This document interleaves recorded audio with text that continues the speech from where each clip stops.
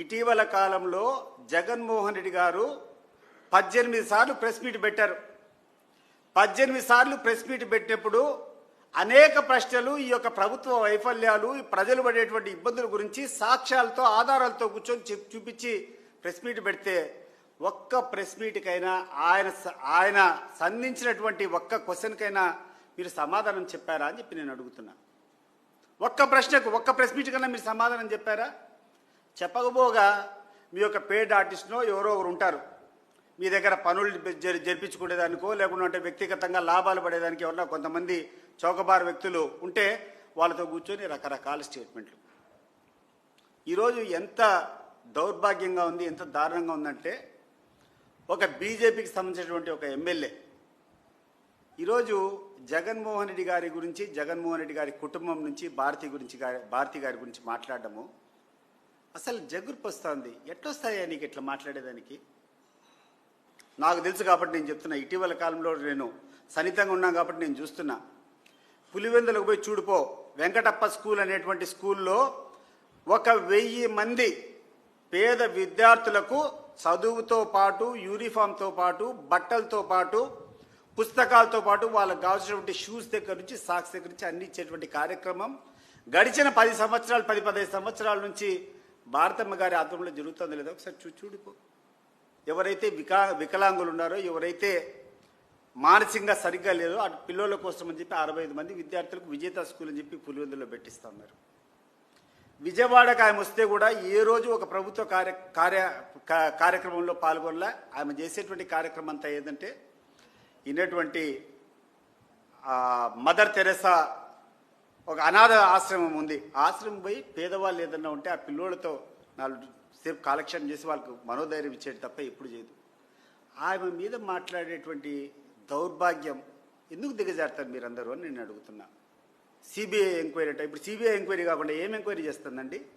వివేక హత్య కేసు గురించి CBI enquiry కావాలని ఈరోజు పేపర్లో నేను యొక్క స్టేట్మెంట్ నేను చూసినప్పుడు సిబిఐ కదా ఎంక్వైరీ చేసింది. ఎవరు ఎంక్వైరీ చేస్తారు? మరి సిబిఐ ఎంక్వైరీ చేసింది, ఎంక్వైరీ పూర్తి అయిపోయిందని చెప్పింది, ఒక నివేదిక ఇచ్చిన తర్వాత మీరు దాన్ని కమిట్ చేసుకొని కేసు నడుపుకోవాల్సింది పోయి మీరే ప్రొలాంగ్ చేసుకుంటా అలా వేరే వాళ్ళ మీద నిందలేయడం ఏంది? ఆదినారాయణ రెడ్డి గారు, నేను చెప్తున్నా, ఇంతవరకు నువ్వు అవినాష్ రెడ్డి మీద కానీ, లేకుంటే భారతమ్మ మీద కానీ, లేకుంటే జగన్మోహన్ రెడ్డి మీద నిందలేసేదానికి ప్రయత్నాలు చేస్తున్నావు. నేను కూడా ఈ కుటుంబానికి వ్యతిరేకంగా నేను పోటీ చేస్తానని వాళ్ళ మీద పోరాడిన, ప్రత్యక్షంగా నేను నిలబడిన అనేక ఎన్నికల్లో. నేను నిస్సందేహంగా ఈరోజు చెప్తున్నాను, గుండెల్లోంచి చెప్తున్నాను, వాళ్ళే కనుక దౌర్జన్యం చేయాలనుకుంటే పులివెందుల్లో ఎక్కడైనా ఏ బూత్ అయినా స్వేచ్ఛగా జరిగేదానికి అవకాశం ఉందా? ఏ ఎన్నికల్లో ఏ బూత్లో అయినా ఎక్కడైనా అవకతవకలు జరిగినాయి, ఈ బూతులు రిగ్గింగ్ అయిందని చెప్పి ఎప్పుడైనా మనం అడిగామా? ఇంక్లూడింగ్ బీటెక్ రవి ఎక్కడైనా కూర్చొని ఈ పోలింగ్ స్టేషన్స్లో అవకతవకలు జరిగినాయి, రిగ్గింగ్ జరిగిందని చెప్పి రీపోలింగ్ జరగాలని ఎక్కడన్నా కోరినామా? మరి అంత ప్రజాస్వామ్యబద్ధంగా ఎన్నికలు జరిపినటువంటి కుటుంబం మీద మనం అబాండాలు మోస్తాం. పట్టభద్రుల ఎన్నికలు జరిగాయి. పులివెందులో రాంగోపాల్ రెడ్డి నిలబడినాడు. రాంగోపాల్ రెడ్డిని చెప్పని చెప్పు, పులివెందులో ఏమైనా అవకతవకలు జరిగాయా పట్టభద్రుల ఎన్నికల్లో? అనేటువంటి 2-3 పోలింగ్ స్టేషన్, మండలానికి ఒక పోలింగ్ స్టేషన్, 2 పోలింగ్ స్టేషన్లు ఉంటుంది. మరి ఇంత నిస్వార్థంగా ఎటువంటి ప్రజలకు ఇబ్బంది లేకుండా పోలింగ్ జరిపించినటువంటి కుటుంబం మీద ఏదో ఎప్పుడో జరిగిందని చెప్పి 20 ఏళ్ల కిందట 15 ఏళ్ల కిందట ఏదో జరిగిందని చెప్పి నెపం చూపించుకొని ఇటీవల జరిగినటువంటి ఒక ఎన్నికల్లో మీకు కావాల్సినటువంటి కొంతమంది పోలీస్ అధికారులంతా కూర్చొని దుర్వినియోగం చేసి ఒక జెడ్పీటీసీ గెలుచుకొని అహంకారంతో మాట్లాడుతున్నావే. సరే గుర్తుపెట్టుకోండి మీరు ఎక్కడి నుంచి వచ్చినారో. పులివెందులో ఉన్నటువంటి ప్రజలకు తెలుసు, వాళ్ళకు ఏ కుటుంబం అయితే మేలు చేసింది, ఎవరైతే మేలు చేశారో వాళ్ళు స్పష్టంగా తెలుసు.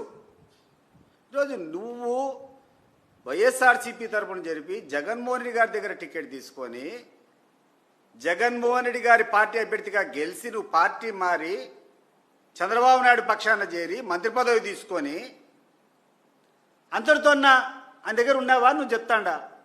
ఈరోజు చంద్రబాబు నాయుడు గారికి నీ మీద నువ్వు చేసేటువంటి కార్యక్రమం వల్ల నీ మీద సరిగ్గా చూడడంలే. ఈరోజు నీకు వ్యక్తిగత లాభాలు కావాలా? ఈరోజు నీ ఫ్యాక్టరీలో ఉండేటువంటి నీకు అనేటువంటి ఫ్లై యాష్ తోలుకోవాలా, లేకుంటే అనేటువంటి ఆ ట్రాన్స్పోర్ట్ కాంట్రాక్ట్లు కావాలా, ఇంకొకటి కావాలా, ఒత్తిళ్లు చేయాలా? దీనికోసం అని చెప్పి ఆయన ప్రసన్నం చేసుకునేదానికి ఇంత దిగజారి మాట్లాడాలనా అని చెప్పి నేను అడుగుతున్నాను. అవసరమా ఇంట్లో ఆడోళ్ళ గురించి మాట్లాడేటువంటి విషయము? అది భారతమ్మ గారి గురించి మాట్లాడుతున్నావు.